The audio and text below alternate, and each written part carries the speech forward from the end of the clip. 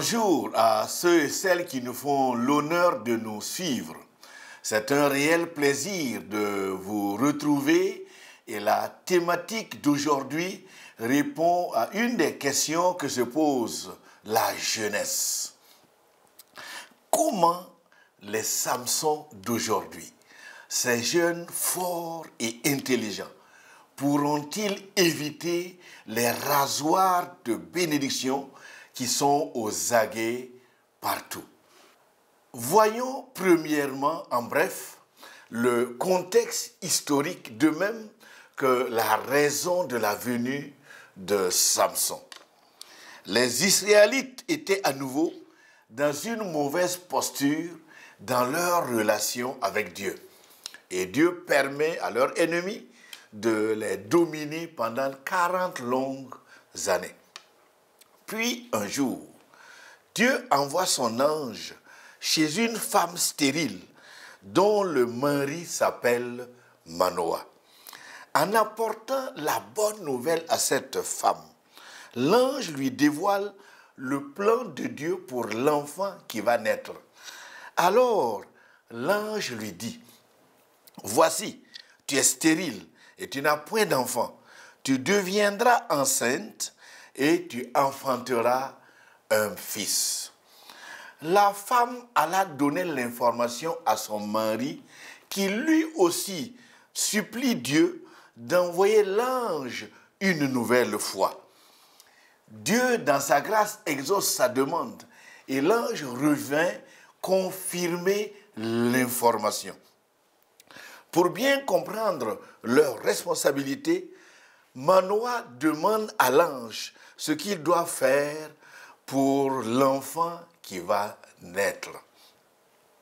C'est au verset 14 du chapitre 13 que nous voyons ces informations et l'ange leur dit clairement que déjà la mère de l'enfant n'a plus le droit de goûter aux produits de la vie. Donc, l'interdiction de consommer le vin et des liqueurs fortes est formelle. Et l'ange ajoute que toute nourriture impure lui est désormais interdite.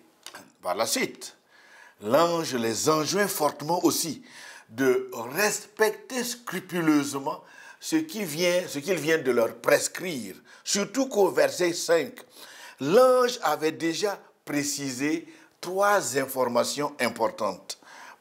Premièrement, l'enfant qui va naître sera consacré à Dieu. Et deuxièmement, puisqu'il sera un nazir, c'est-à-dire un consacré à Dieu, généralement dans ce groupe on dit les naziréens, alors le rasoir ne doit pas passer sur sa tête.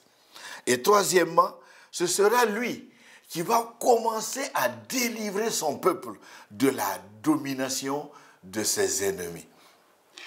L'ange venu donner l'information a pris le soin de donner assez de détails aux parents sur les instructions à respecter. Et au verset 14 de ce même chapitre 13, l'auteur dit qu'effectivement, la femme mit au monde un fils et le nomma Samson. Et le verset 25 ajoute que lorsque l'enfant a commencé à grandir, l'Esprit de Dieu le poussa à entreprendre déjà des actions dans le cadre de sa mission.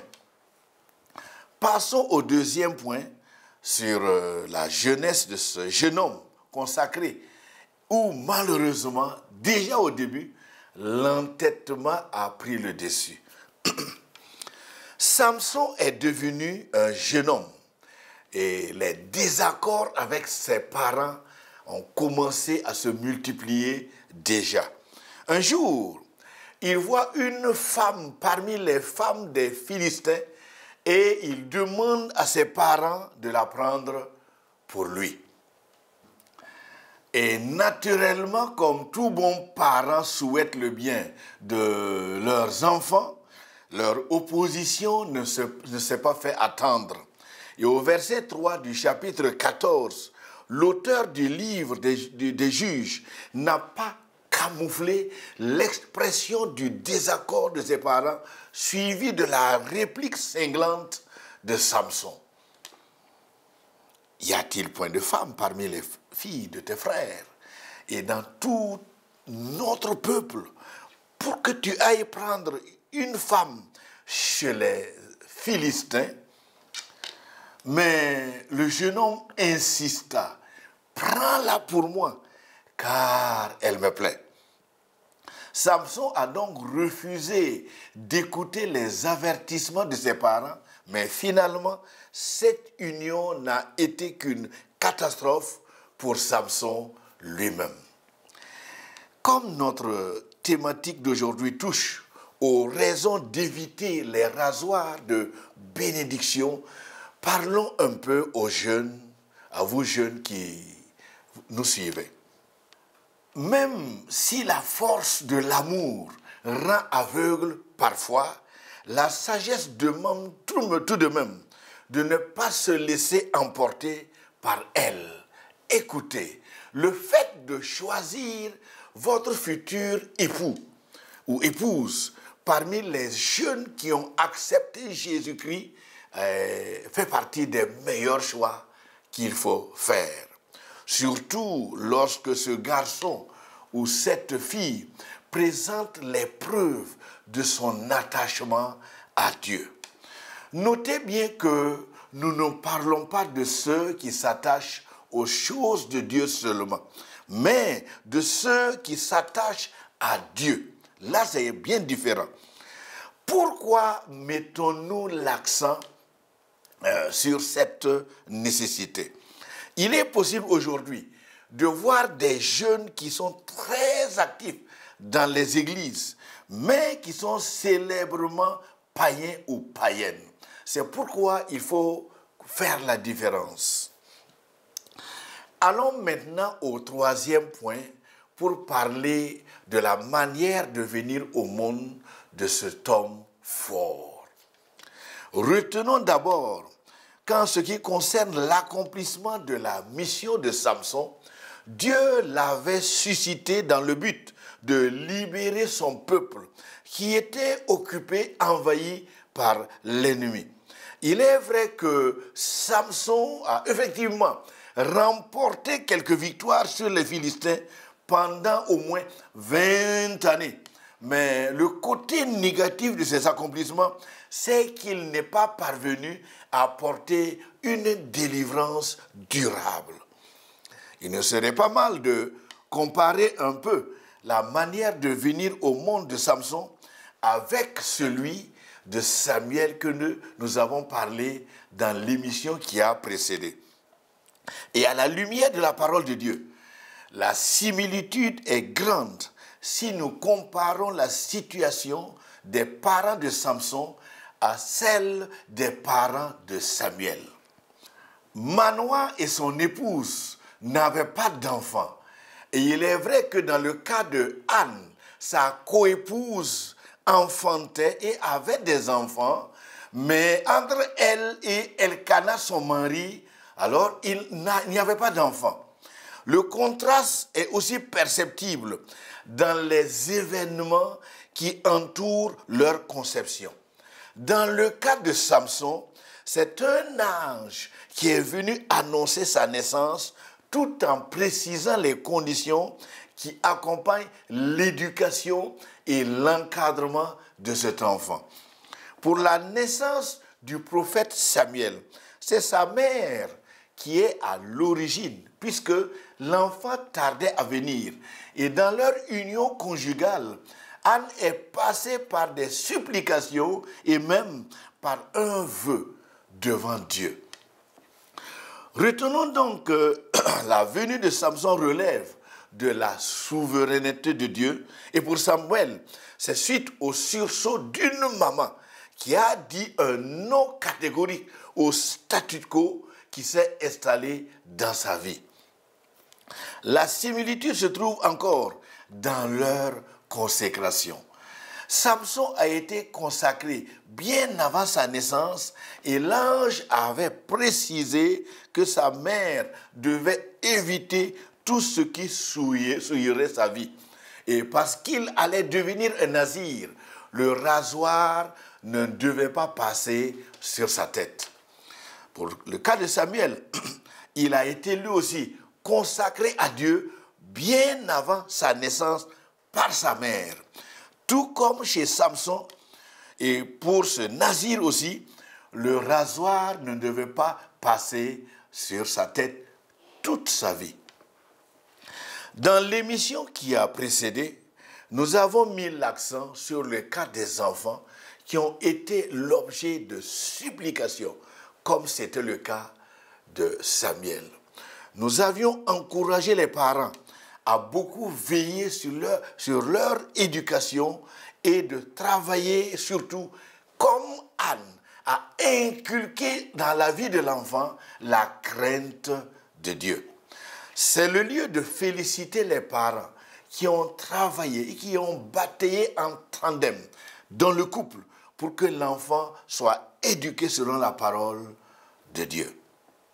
Mais revenons à la thématique d'aujourd'hui qui ne concerne que Samson pour rappeler que parfois, puisque l'enfant a tardé à venir, l'équilibre n'est souvent pas respecté dans l'éducation de cet enfant.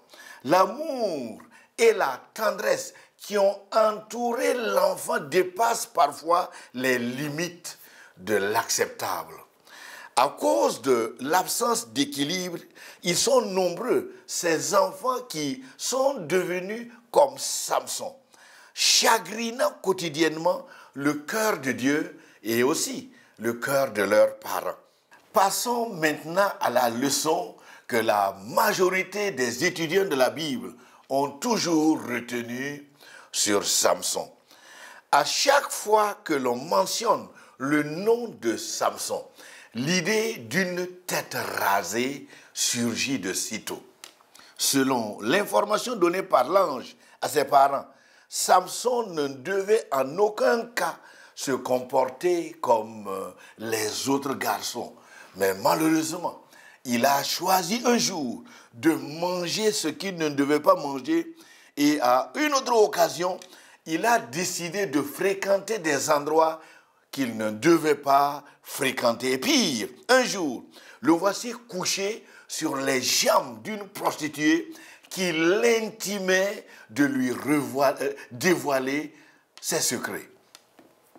Bercé et ensorcelé par cette jeune fille, je me permets d'employer ce mot, le chapitre 16 et le verset 17 dit que Samson s'est vendu moins cher en donnant son secret à Delilah.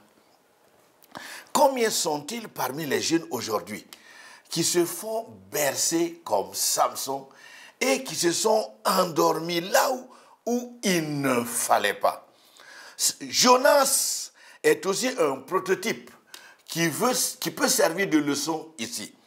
Le sommeil de Jonas dans le bateau, lors de son choix de fuir loin de la présence de Dieu, résulte bien sûr d'un entêtement aggravé. Il ne voulait ni entendre Dieu lui parler, ni entendre son entourage lui dire qu'il faisait fausse route. Les chrétiens qui sont comme Jonas sont permanemment en fuite parce qu'ils ne cherchent qu'à accomplir seulement leur propre désir.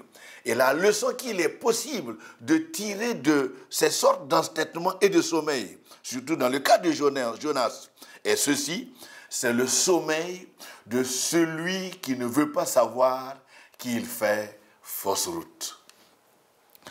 Parce qu'il ne voulait pas recevoir des conseils, s'enfermer dans une des chambres du bateau était son option, l'option de Jonas. Samson aussi est vraiment un cas de figure, puisqu'il a choisi lui aussi de suivre seulement sa propre voie. Et nous savons aussi que ce sommeil sur les jambes de la prostituée est la résultante d'un entêtement aggravé. Le résumé qui peut servir de leçon à retenir sur le cas de Samson est le sommeil de celui qui se laisse séduire par l'amour pour le péché. Combien de filles et de femmes sont dorlotées actuellement par de belles paroles et par de l'argent et qui malheureusement vont bientôt apercevoir le danger qui va venir sur elles alors qu'il est déjà trop tard. Combien de filles chrétiennes se laissent raser si facilement, raser les bénédictions parce qu'un jeune homme lui a dit qu'elle est belle. De simples belles paroles et vite, on rase ses bénédictions.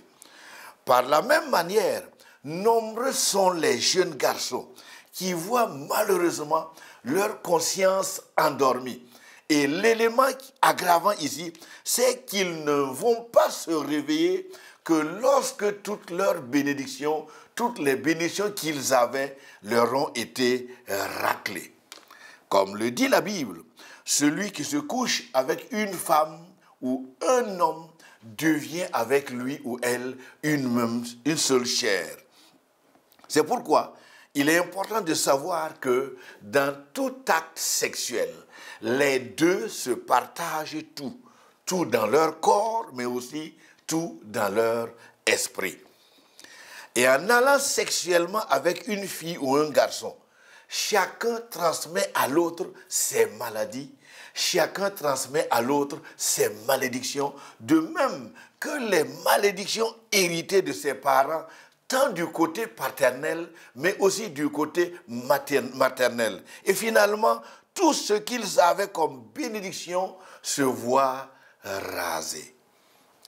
Soulignons ici que même si ce n'est pas seulement par l'acte sexuel que les bénédictions sont rasées, l'important est de savoir qu'il en est un. Nous pensons qu'à ce stade, la leçon est bien comprise et que désormais, les rasoirs qui avaient privé Samson de sa force ne passeront plus sur vos têtes. Les voleurs de bénédiction et de puissance ne vont certainement plus vous raser. L'étudiant de la parole de Dieu sait que la qualité de la spiritualité joue énormément sur les bénédictions que nous recevons de Dieu. Ceci explique le fait que lorsque le cœur du croyant est sale ou mauvais, sa spiritualité aussi devient nulle aussi. Venons maintenant aux conséquences de l'échec de Samson dans sa consécration, qui sera le point numéro 4 de cette émission. L'ange qui était venu donner l'information sur sa naissance avait précisé que ce sera lui qui allait commencer à délivrer Israël des mains des Philistins, de leurs ennemis. Mais malheureusement, suite à ses propres dérives, quel a été le résultat? Disons premièrement que l'auteur du livre des Juges informe ses lecteurs que la vision de Dieu pour son peuple n'a pas pu s'accomplir. Samson n'a pas pu réaliser ce qu'il devait réaliser. Deuxièmement, Samson qui devait libérer son peuple a finalement été une perte non seulement pour sa famille, mais également pour toute la nation. Troisièmement, ajoutons que tout élu et tout oint de Dieu qui a choisi de dérailler a toujours subi des conséquences. Et très souvent, c'est assez grave. Et enfin, à cause de l'échec de Samson, l'humiliation qui devait dire au revoir à son peuple a de nouveau meublé le vécu du peuple de Dieu. Voici un jeune homme qui n'a pas réussi et tant de conséquences accompagnent sa rébellion. Répétons pour dire que pour voir Dieu intervenir dans la vie du croyant, la foi de ce croyant doit s'exprimer chaque jour par une vie menée dans la pureté. Et d'ailleurs, comme la sainteté caractérise Dieu lui-même, la sanctification du croyant agit comme l'aimant et attire la présence de Dieu. Et c'est cette présence qui gère tous les blocages qui, quotidiennement, se dressent devant le croyant. La pureté de vie a toujours été la condition placée par Dieu pour lui plaire. Et cette exigence ne concerne pas seulement une catégorie de personnes, mais à tous, sans exception. Elle a été demandée aux nouveaux et aux anciens convertis, et elle a été demandée aux nouveaux et aux anciens chrétiens, aux hommes comme aux femmes, aux filles comme aux garçons, aux riches comme aux pauvres, aux malades et bien sûr comme aux bien portants. Écoutez, ce message reste le même pour quiconque accepte Jésus et qui choisit de marcher fidèlement avec lui. Lorsque Dieu projette de bénir une personne ou une communauté, lorsqu'il planifie de grandes choses, cette recommandation a toujours précédé ses accomplissements. Lorsque Dieu manifeste sa colère contre une personne ou un peuple, l'abandon des mauvaises voies a toujours été la condition pour éviter le châtiment. C'est ce qui explique la réponse des habitants de Ninive face aux avertissements donnés par Jonas. La décision collective de s'humilier tout en s'engageant à renoncer à ce qui ne plaît pas à Dieu a changé la sentence qui pesait sur eux. Écoutez, la relation du croyant avec son Dieu a toujours été une relation de cœur, mais jamais une relation de façade. Une personne se trompe lorsqu'elle croit impressionner Dieu par son éloquence ou par les moyens dont elle dispose. Passons maintenant au point numéro 5, qui sera le dernier et qui va concerner la nécessité d'activer la vie nouvelle en Jésus-Christ. L'important pour nous qui avons connu Jésus, c'est de revitaliser notre relation avec Dieu. C'est par ce moyen que la vie nouvelle en Jésus va aussi s'activer.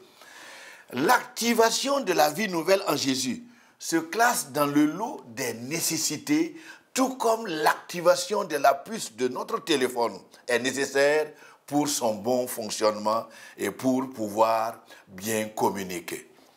Seule l'activation de la vie nouvelle rend capable aux croyants de paralyser la capacité à aimer le péché. À cet effet, nous avons tous intérêt à paralyser notre humanité qui ne sait que produire, bien sûr, le péché, ce qui ne plaît pas à Dieu. C'est lorsque la vie nouvelle est activée qu'il est facile de convertir ce que l'on connaît sur Dieu en vécu. On le met en pratique. Et ajoutons encore que c'est par l'activation de la vie nouvelle en Jésus qui va marquer aussi la fin du relâchement spirituel qui est la cause du christianisme en façade que nous voyons s'étaler autour de nous. Tout comme on reconnaît l'enfant à la ressemblance à son père, on reconnaît aussi le bon croyant par sa ressemblance à Christ le Seigneur.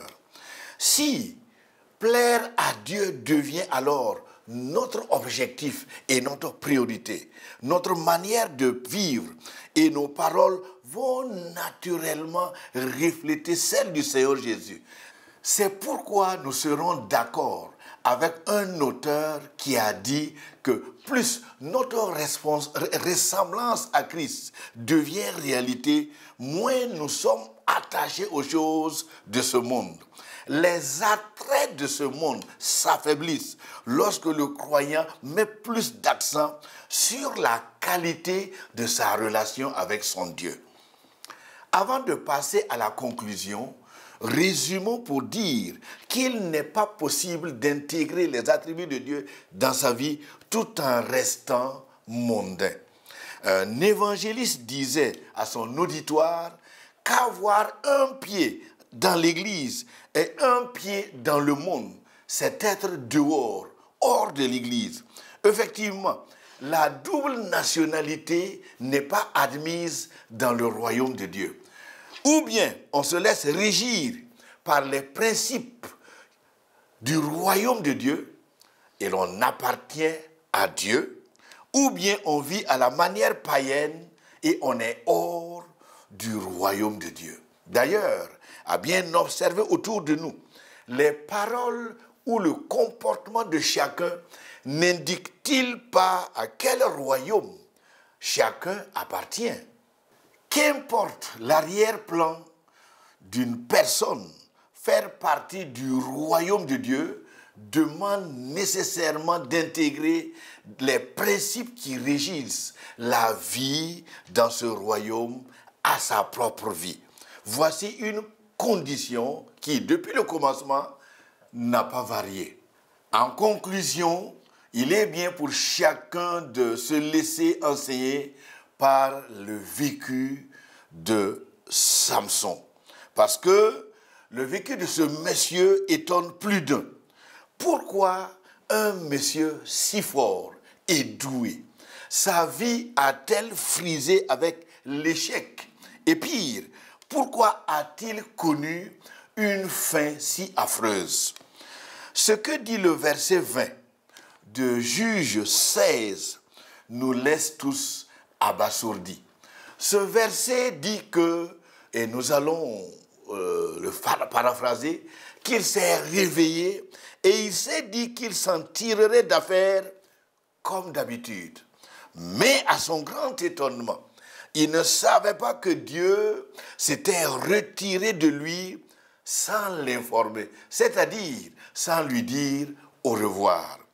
C'est pourquoi il est nécessaire de se laisser enseigner, puisque le cas de Samson ne doit plus normalement se répéter pour diverses raisons.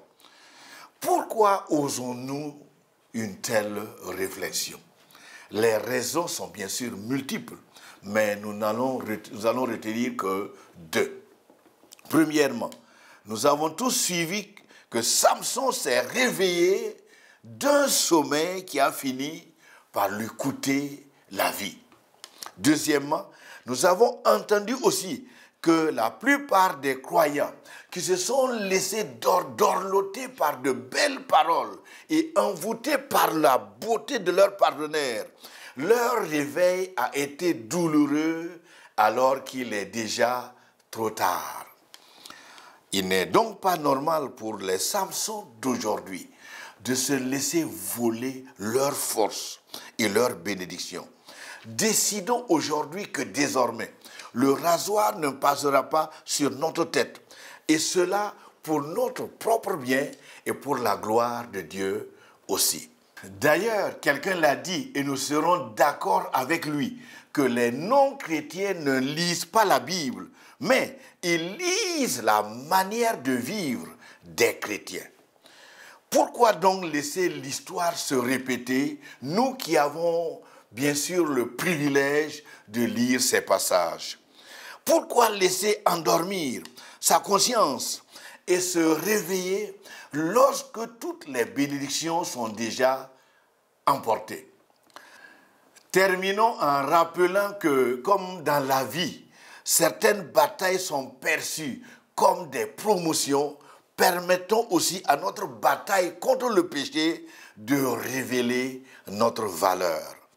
Rappelons-nous aussi qu'il a fallu une bataille contre un géant pour que la valeur et la grandeur d'un berger soient connues. Si cet enseignement vous a fait du bien, n'hésitez pas d'envoyer le lien à vos amis et à vos proches pour leur permettre de bénéficier aussi. Nous vous informons par ailleurs que la prochaine émission va rester sur cette thématique et répondre à la question de savoir comment se rattraper quand les rasoirs ont déjà raclé vos bénédictions. Bon courage et à bientôt.